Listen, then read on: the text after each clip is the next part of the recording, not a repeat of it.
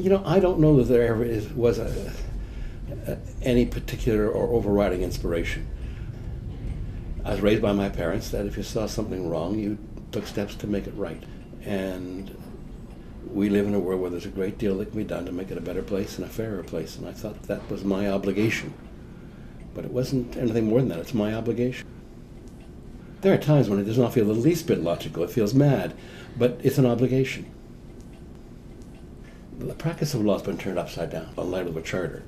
In 1982, things became real in a way they never had been. Let me give you an example. You had somebody who had been charged, and the police had beaten them up in order to get physical evidence, fingerprint evidence as a result of the beating.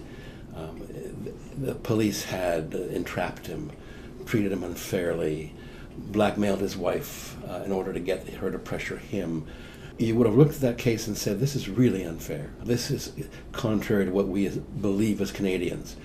And if you went into court and said any of those things, they laughed at you because they were all irrelevant. If evidence was obtained illegally, it makes no difference. So all of a sudden, you could talk about what was real. You could make a difference in the outcome of the case by saying, let's talk about fairness. Let's talk about fundamental justice. Those were concepts that were not part of the legal lexicon. They were legal concepts always, but they didn't make any difference in Canadian law.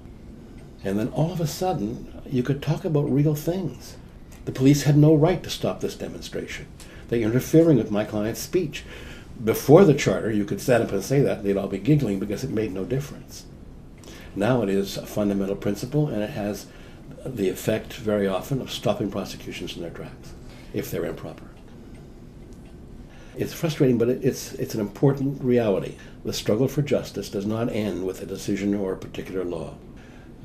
What do? You keep on fighting. You find out what's right and you fight for what's right. And it's like the struggle for gay equality.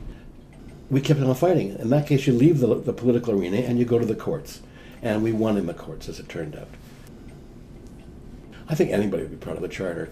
You take a democracy that functions on custom and functioned very badly on custom, and on the idea that the government would not trample on individual rights.